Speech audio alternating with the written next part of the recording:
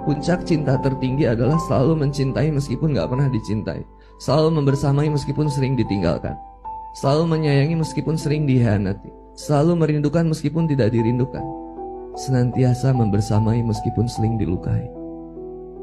Ini puncak cinta tertinggi.